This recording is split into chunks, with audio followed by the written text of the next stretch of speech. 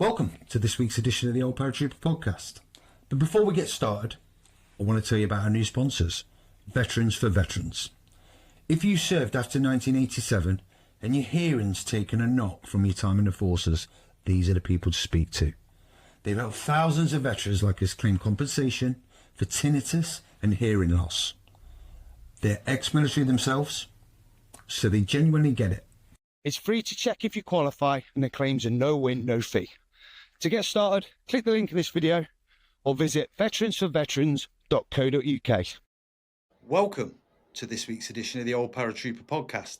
Now, it's not very often I need a clipboard to introduce the guest. However, on this occasion, due to the list of units, I will have to.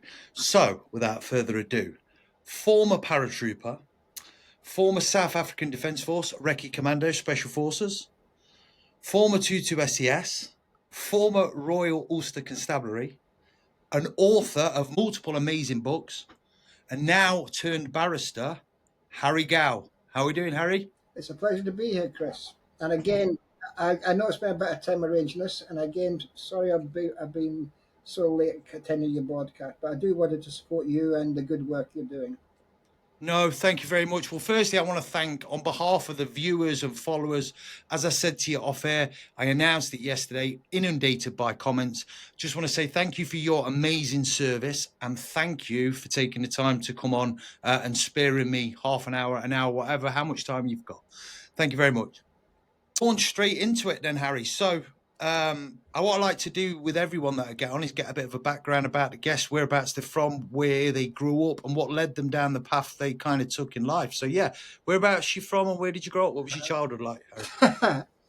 I don't want to wax too lyrical about my childhood. Suffice it to say, considering my upbringing, it's amazing I grew into the well-adjusted psychopath that I eventually became. I joined the army when I was 17, more or less to get out of poverty.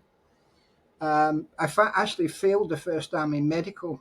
I had borderline malnutrition, believe it or not, and just made the weight to go in for the second one.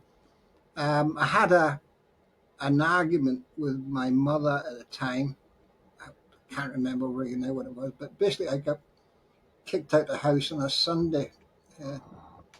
22nd of I joined on the 22nd of February in 1970, but it was a Sunday sometime after that. So I rang the army and said, could I join early? And they sent me a sergeant down to the station, and he gave me a ticket to Aldershot and 10 old shillings as an advance on my pay, and put me on the train station to a train to Aldershot, and I arrived at Aldershot about 9:30 at night on a February night. It was all raining.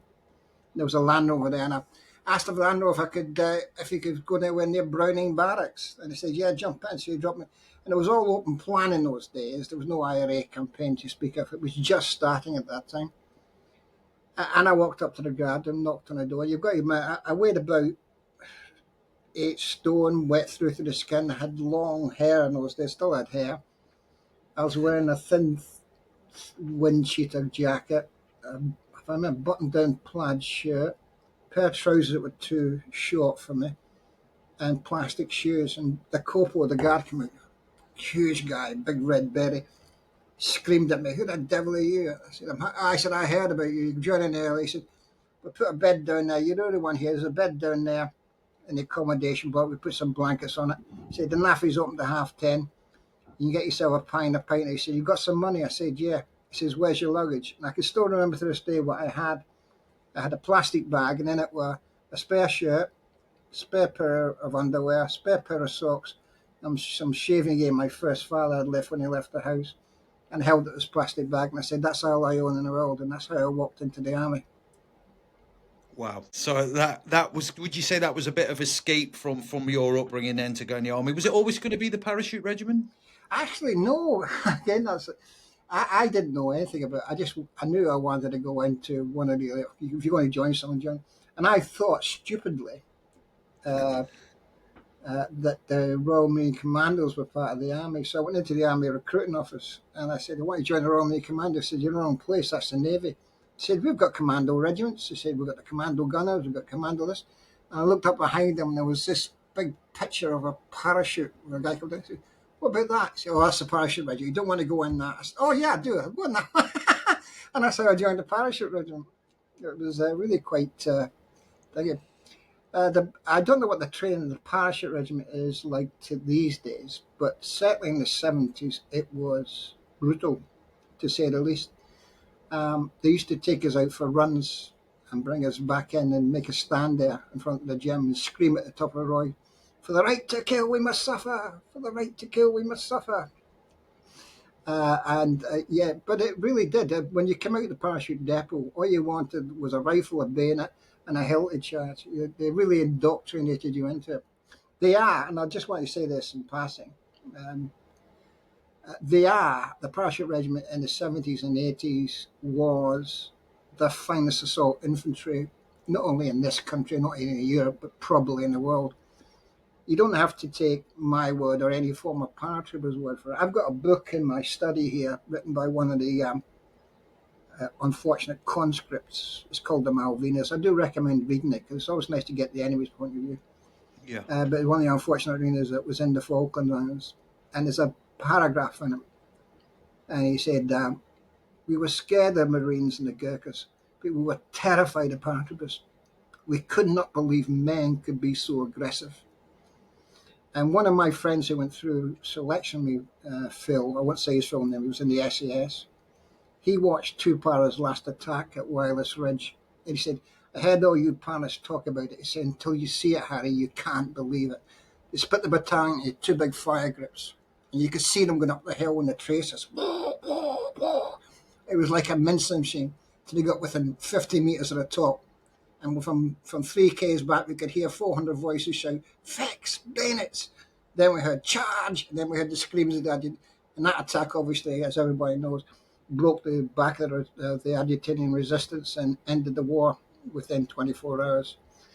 But that was all down to the training. Although it was brutal, it turned out the most effective and most aggressive and effective fighting infantry this country's ever produced, in my opinion. Probably the world's ever produced.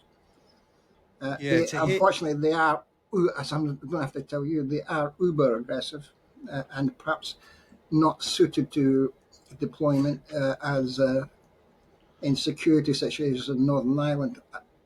I'm digressing here. One of the most unpleasant experiences I've ever had in my life, I was called to the Ballymurphy inquest.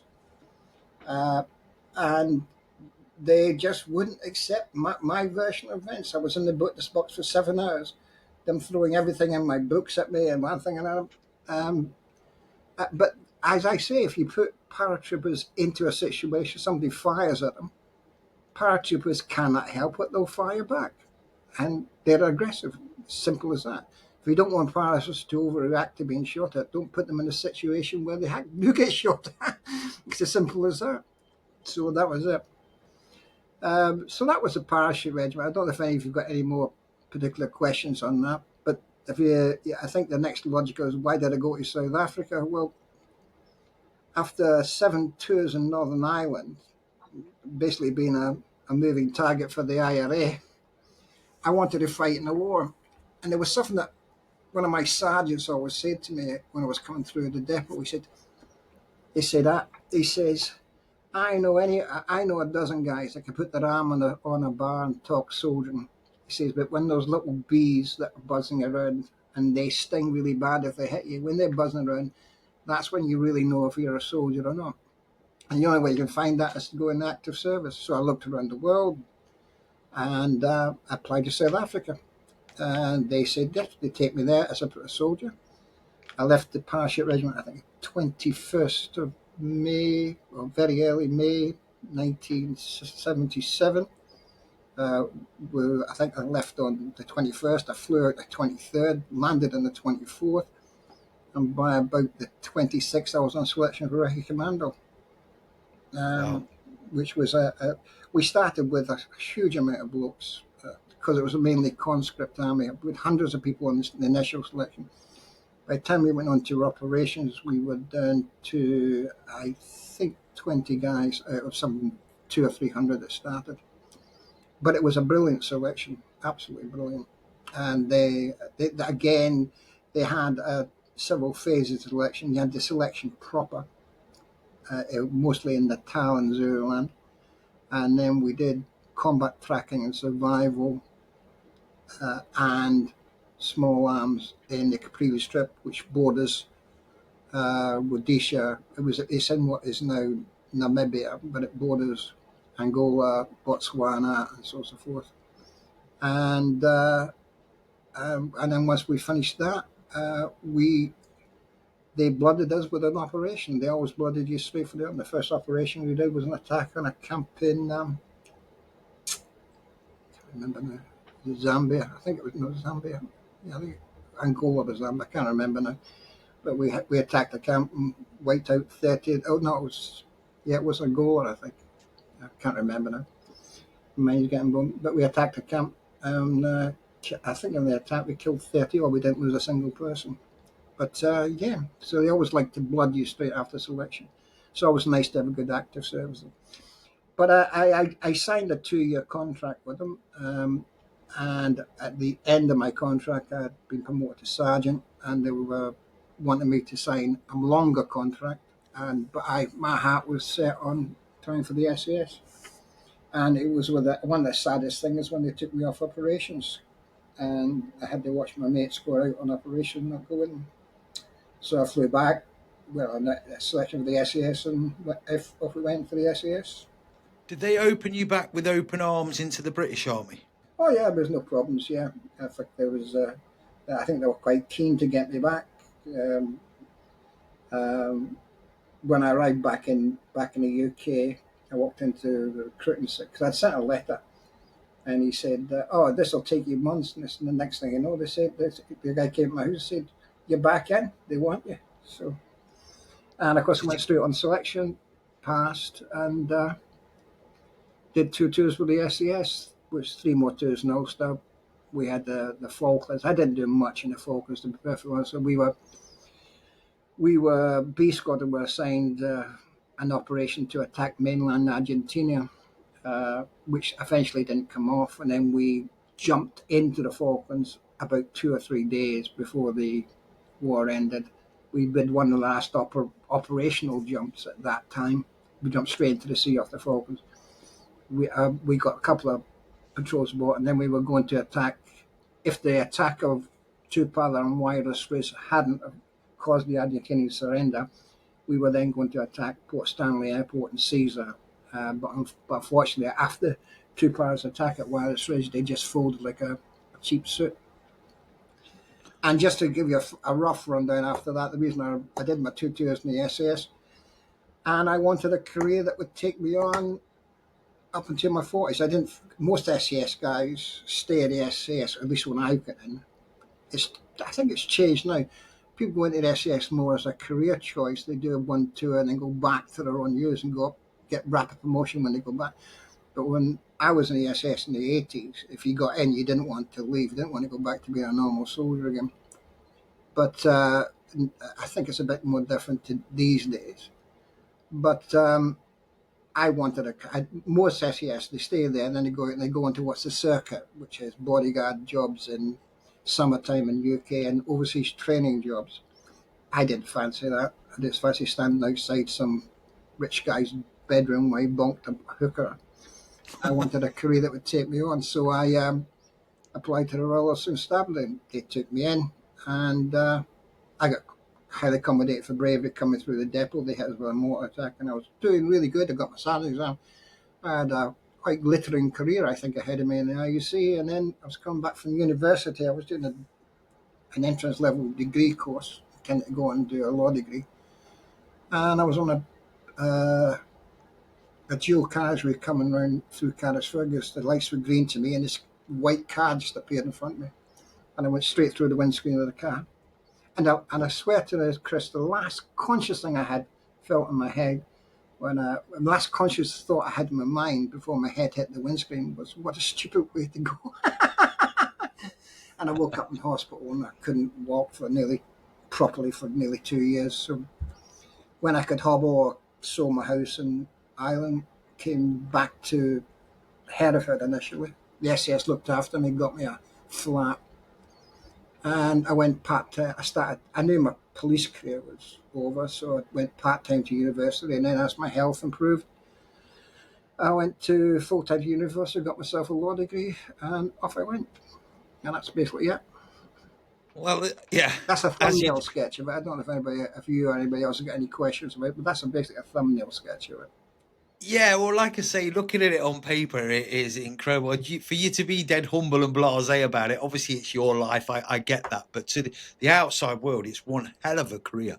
So, yeah, I suppose question-wise, obviously, what did selection look like for you back in the kind of 70s? What was that? What was it? Because obviously I've had loads of When I SAS did people. selection for the SAS, I did the winter selection in 1980. Yeah. Yeah. It was there was selection.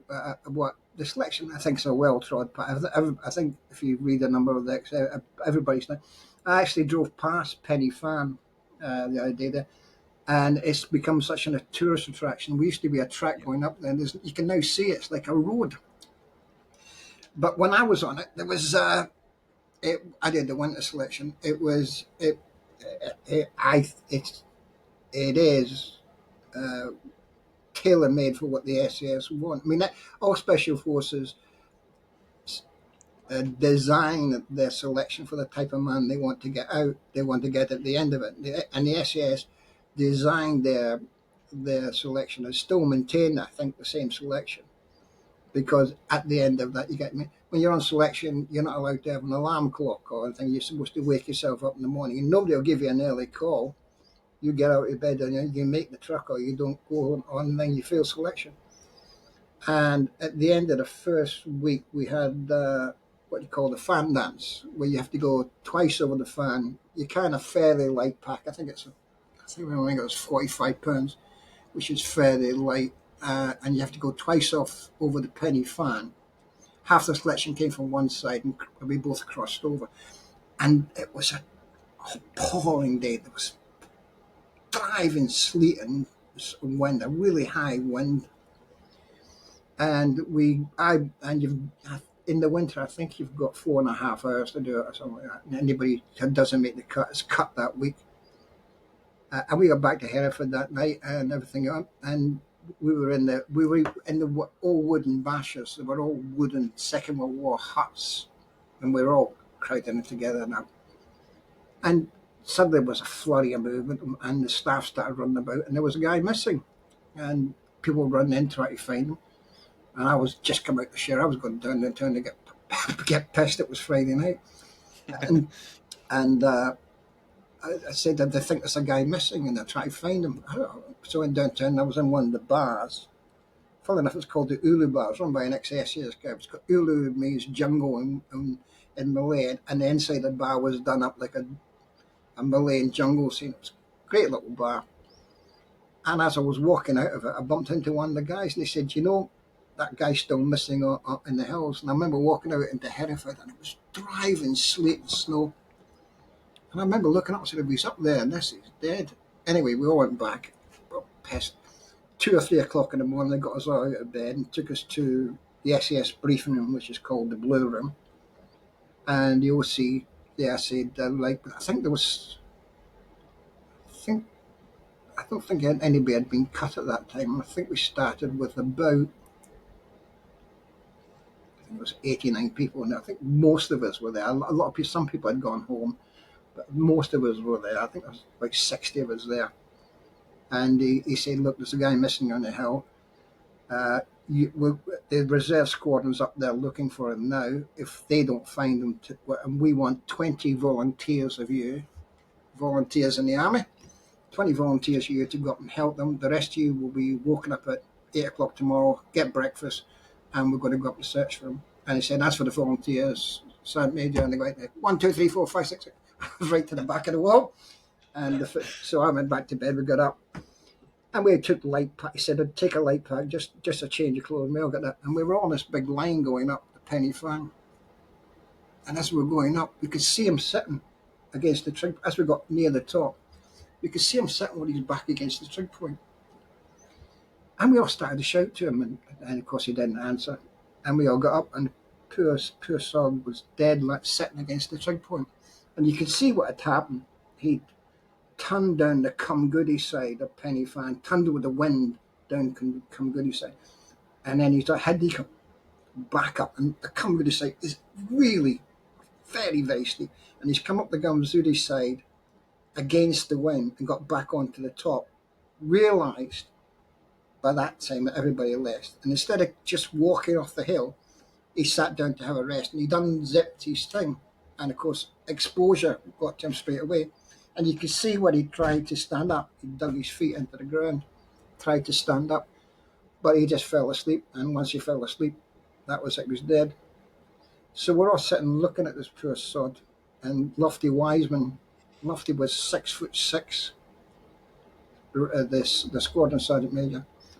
We're all looking down at him, and one of the guys, Dinger, turned around to him and said, "What happens now, Sergeant Major?" And he looked down and went, "Well, he's failed selection for a start." Black humour. Yeah, I can imagine. That just gives you some indication of how hard selection is, because there has been multiple casualties on selection. It's hard for a reason. You're not messing around when you're doing selection, are you? It's the real kind of stuff. Well, during the course of selection, the average SAS, the average person who passes it, an SAS selection, will have climbed the equivalent of Mount Everest by the time he finishes it. Yeah, absolutely. With In a a week. with a weight on your And back. every day, you start off with 45 pounds in your pack, and every day, every march, when you go onto test week, there's 6 marches, and every march your pack gets heavier and heavier, till you go onto the endurance march at the end of the 6 marches, the endurance march, which is 44 miles over a mountainous crane. You've got to do it in winter, you've got to do it under 22 hours, if I remember correctly, and you're carrying a 70-pound pack, plus your food, plus your water, plus your rifle, and they weigh your pack at least twice when you're going around. The first time they weigh it light, and some people stupidly, the pack weighs too heavy, so they take stuff out the pack. We all pack up with tins and that to make the weight. And then they weigh it light the next time, and if you weigh it a burden's light, they put a big stone in it. So, but that's it. And of course, the story it's I always like. I was fourth in mine. Doc Pollock, who died recently. I gave his oration at his funeral. He was remarkably fit. He was first in. He did it in just over 14 hours, which I think is still the fastest record for him. Wow. I think somebody beat it on the endurance, but it was a different route. Nobody's ever beat that record. But he was in first, and I was with a guy, and he had to get a very good grade, and he asked me if he could go ahead. And I said, okay, and I stopped, and I had my last Mars bar. I've never eaten a Mars bar after selection. I've never eaten one. And I was so cold, I couldn't take the paper off, so I ate it with the paper on. And you finish on this reservoir, and at the end was Lofty Wiseman. I pulled myself to go this octave.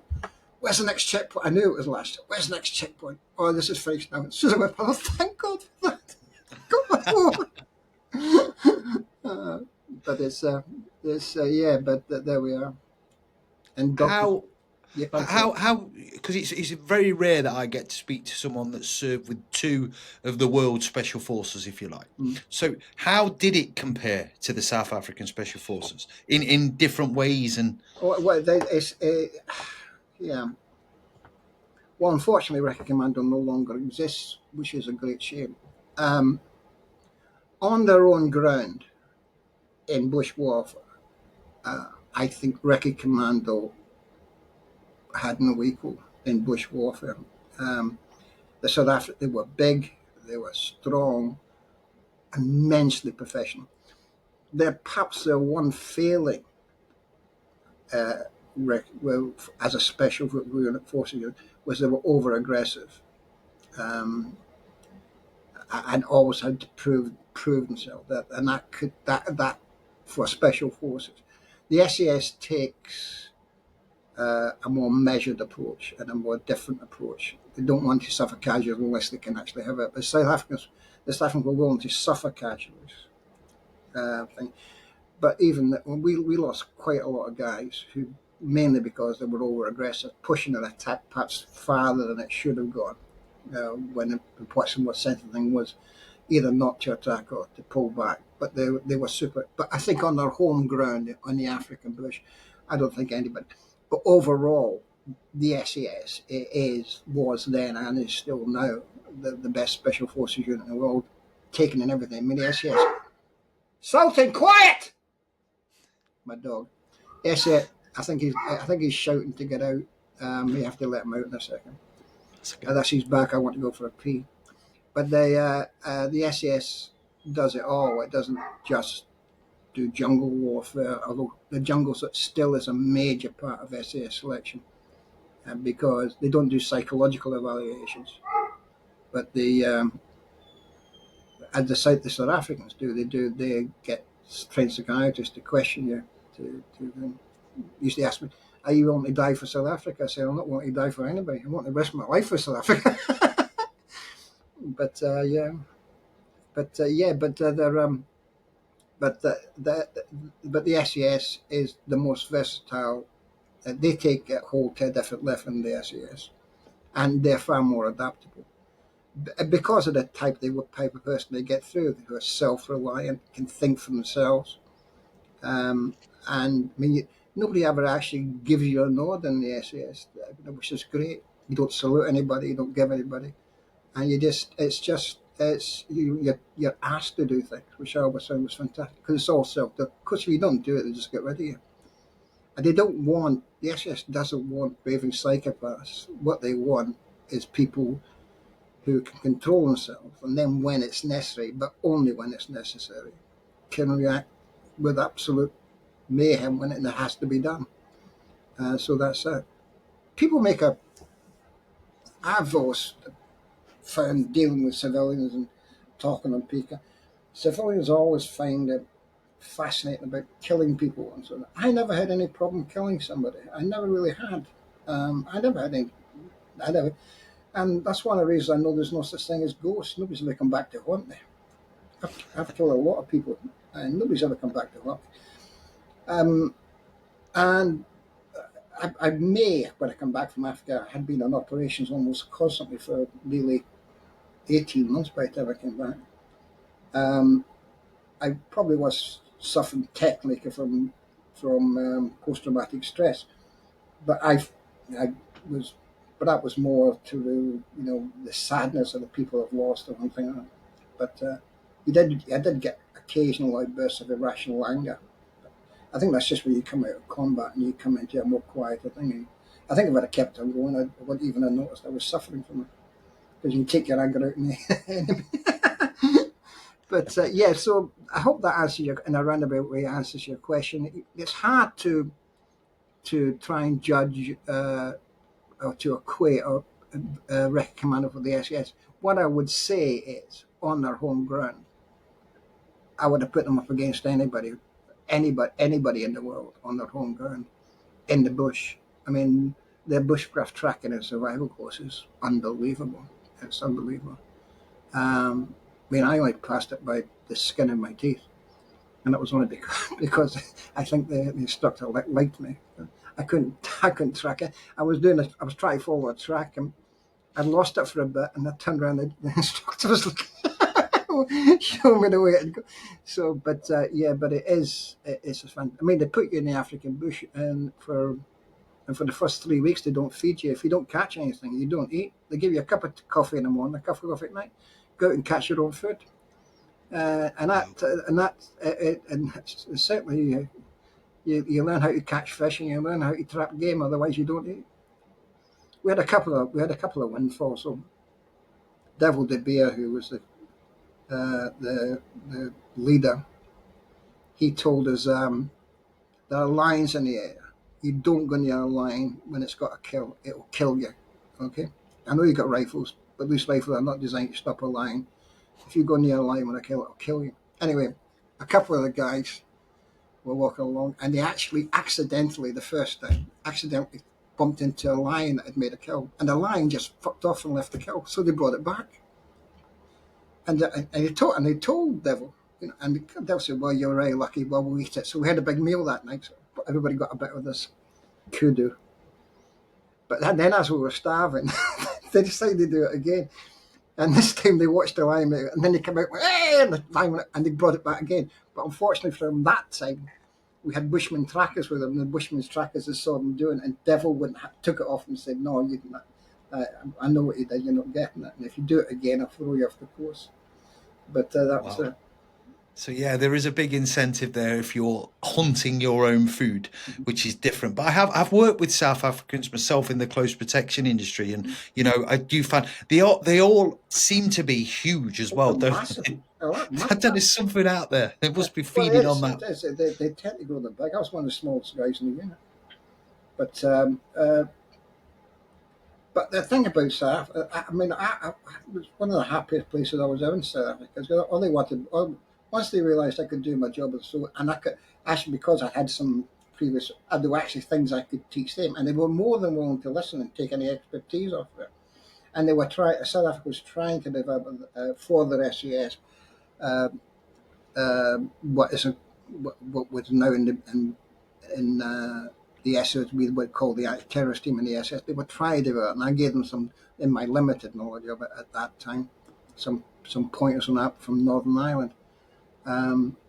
But as I say, it's a great pity of mine that the unit I had, because obviously once Black Majority Rule came into South Africa, they amalgamated the South African Army, which in itself was a great army. They amalgamated with the ANC, and the Special Forces got amalgamated with them. When Rhodesia collapsed, a huge amount of the Rhodesian Special Forces came over the border and joined Recce Commando. But at the end of that, the ANC insisted that became the South African Special. I think they call it South African Special Forces Battalion now. The name Recce Commando was removed from the record. And, is the Rhodesian Special Forces the Silu Scouts? Is that them? No, that was in Rhodesia. Oh, is that Rhodesia? Right. That was Rhodesia. They had two Special Forces unit in Rhodesia. They had the Rhodesian SAS, who wore the same beret and badge as the SAS. And they had Silu Scouts, which was a different unit. And they had two light infantry, which was the equivalent of a parachute battalion. Some Brit guys who served in that came into the SAS with me, but they were very, very good soldiers. I fought up in Rhodesia with the South Africans went up there unofficially. It was what you would call a deniable operation. And we spent 6 months working from Rhodesia into Mozambique against Mugabe's ZANU guerrillas in Mozambique. It was, I got shot in Mozambique on my right leg during that attack. Just went through the fleshy part of my thigh. Just a flesh wound. It's fine, Harry. It's just a flesh wound. I didn't even know I'd been shot. And I when I tried to move, I realised I was shot, and I grabbed hold of this tree and made a weird blow, and I shouted over to boss, I'm shot. He said, "Don't be silly, Jock." I said, "Yeah, I'm shot." Look. And that was the bloody medic. So, and then the most painful thing, I looked at my hand, I had big thorns through my hands. Bastard That's bushes. why I grabbed the tree. So I had to put local anaesthetic, stop the bleeding. And I ran for 2 days with a bullet hole in my leg, being chased by we were the Mozambique Regular Army who were chasing after us, and eventually got me out by a helicopter after 2 days. Brought an airstrike in, a Rhodesian airstrike, and it got me out. But it wasn't that bad. I was killed up for 6 weeks, and I was back in action again. Wow! But when I was in the SAS in southern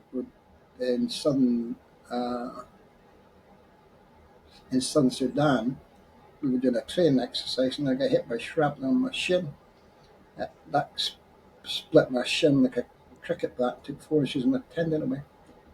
that really hurt. But there we have it. Wow.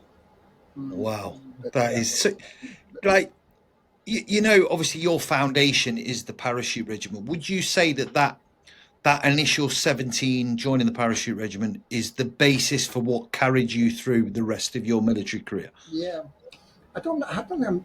I've told many people this, but uh, the day I actually walked into the depot to sign off the parachute and walked out, I nearly broke into tears because it was basically the only family I knew. For all its ups and downs, I had my problems in the family. When I joined the SS, I was 17. I fell for every practical joke that everybody made. Like, you know, I was more or less a child. I'd never really had a job, so to speak. And I had no older brothers and no father figure and all that. So when I went in there, they were all men. And I fell for every practical joke everybody played on me. And it took me a long time, but eventually, of course, I toughened up, started to play rugby, started to box, and so on and so forth. And then as I matured, I could hold my own with everybody. But certainly, all the discipline and so on that I have in life to this day is down to the army and the parachute regiment. But it certainly gave me the grounding to go on. I mean, I assume the training is as good now as it was when I was coming in. Probably they they they, they, they don't train us to do it be as quite as brutal as what we were when coming through the depot when I came through. Any kind of weakness was looked on as an absolute sign of anything. But it's not people want out of the soldier. The army is not, the army is not, should not be a reflection of society. I mean, the army's there. There's easy ways to say there's no other way. As an infantry soldier, your job's to kill other people, and unless you train them to do that and to do it without thinking, uh, you can't be a bloody soldier, and you're going to be a liability on the battlefield. You have to react quickly to any kind of danger, and the Parachute Regiment did that. They turned out uber in the 70s and 80s. They turned out uber aggressive. I don't have to tell you this, Chris. Uber aggressive assault infantry. And as I said, if I give me repeating it again, probably the finest assault infantry this world has ever seen, and even to this day. But I'll have to say though, Chris, I don't want to carry on. My what I'm doing now as a barrister of law, this is, I think, the happiest and most fulfilling period of my life, even though I'd probably retire in another 2 or 3 years. This I have found brilliant. The day I won my first case in court, I knew this is what I wanted to do for the rest of my life. And it's been an intensely rewarding career. And I love it even today. I mean, I've been very fortunate in life. I've made a little bit of money, and I've put enough away to look after myself. I was never really scared of dying, Chris, or even being scared of, I was perhaps more scared of being crippled for life. But I was never really scared of dying. What really scared me was being not so much old, but being old enough and being dependent on other people. Uh, um, and that's not going to happen to me. When I eventually do decide to hang up the wig and the gown, fortunately I've invested my money wisely, and I will be living a comfortable life when I decide to put my feet up, which isn't going to be anytime soon. I'm definitely going to do at least another 3 years because I love the work I do.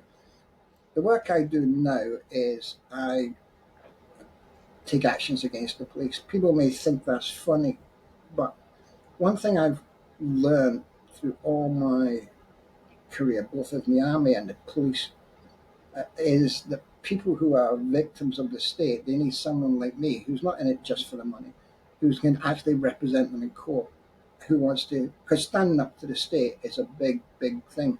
And you're taking all the state, take on the police, all the lawyers and so on and so forth. And I always warn them that the courts are very, when they're taken them, the courts are often very pro the police, and success can never be guaranteed.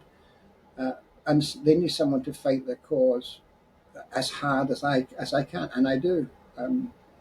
You should come and watch one of my trials one time, Chris. You won't be bored. But yeah, so, and I find it very, very fulfilling. But it's one of those things. Now, Chris, I'm sorry, I'm going to have to go very, very shortly and let this dog out. I can hear him whining downstairs. No, Is there no any other problem at all. specific questions I can give you, Chris? I just wanted to touch on, obviously, I've read somewhere, now you might be able to correct me if I'm wrong, you did a stint, what is now known as 14 independent, intelligence company. I did their selection, but unfortunately my driving was never up to the job. I did one of their very first selections, but unfortunately my driving was never up to the job. I never actually served. I served with them across in Northern Ireland. I knew some of the guys. There was a guy there, Mick. I won't tell you his full name. He's out 14, and we became very good friends. And I made Mick was an ex-Marine, and we were going through Hereford. I think I was still in the RUC at the time. But we were a bunch of 14 intelligence, SAS, and me walking through with him. And he thought he had one up, and he said, "Yeah, you don't know this, but Harry wanted to be a Marine once." And I said, "Yeah, but I couldn't go up with a drill and put my hands in there because they'd surrendered." but I knew them very, very well, and anybody who's interested in the war in Northern Ireland should read my book, The Undercover War, because I cover it all there, and I cover their selection in there and how they selected the people. They did a tremendously difficult job, and of course it's metamorphosized now into the Special Reconnaissance Regiment, what used to be 14 Intelligence Company, which is very, very good. So that at least that skill hasn't been lost. But some of the work they did was unbelievable. Of course, their biggest fear, 14 Intelligence Company, was actually getting captured, because that was their fear. They were told if they ever did, whatever you do, keep talking as long as you can because we'll get you as fast as we can. One operator once said, if they were downtown, they wouldn't have to torture me. They had a tape recorder. Yeah, how many tapes you got? Just ask as many questions as you want. But fortunately, the provisional IRA realised they unfortunately killed a 14 intelligence operative operating alone in Twinbit. A guy got out to hijack his car, and he shot the hijacker. Perhaps unwisely got out of his car to retrieve the weapon, and the hijacker had a cover man who shot him. And the provisional IRA, ransacked the car and were aware that of this unit. Of course, they called it the MRF, but the MRF was disbanded. It was the first attempt at surveillance in Northern Ireland. That was disbanded after a couple of very nasty incidents. And 14 Intelligence was the direct result from that. They formed 14 Intelligence Company after that. But they knew it. They thought it was it. They knew it wasn't SAS, despite the fact they kept on saying the SAS was over there when we weren't over there. But they knew there was some kind of special, and they really wanted to get hold of somebody from it and find out more. Unfortunately, they never captured an operator alive. Thank God. The nearest they got to us when they got Captain Westmacott, but he was a liaison officer with 14 Intelligence Company, but he wouldn't tell them a damn thing, even though they tortured him. They even got a priest pretending to give him the last rites to try and get someone out of him. He didn't even break down. Although he was foolhardy what he was doing, he died a very, very brave man. Never gave them a damn thing out at all through the whole time he was being in, I'll use the loose term, interrogated. But it was a very, very brutal war. Yeah. On both sides. It scarred everybody. I think Northern Ireland scarred everybody who was involved in it. And thank God to heaven now it's over. Yeah, no. Well, look, Harry, It's been an absolute privilege. I know obviously you're going to go let the door. I know you're very, very busy with your kind of your trials and stuff. I am up in Liverpool on the 11th if you're knocking about. I can't on the 11th. I'm on the 11th. I will be in London soon, please. Okay, well, fair enough then. No dramas. But I'd love to catch up with you at some point. Chris, in the future. just don't be a stranger. As I say, I always like to make time for you and that, and anything I can do. And if you have any feedback from this, and people have specific questions, it's going to be a bit difficult towards the end. I say I've got back-to-back trials coming up, which I'm doing. I've got a mountain of paperwork I've got to get trying through. But if you do get some feedback from this and you want me to come back on and answer any specific inquiries, I'll try and make time next week. I really go. Okay? And can I say it's been a pleasure meeting you? No, absolutely. Thank you. And again, an outstanding, absolutely amazing career. And again, I just appreciate you taking the time to come on and have a chat. But for now, Harry, thank you very much. I look forward to chatting to you in the future. Thank you. Thank you very much.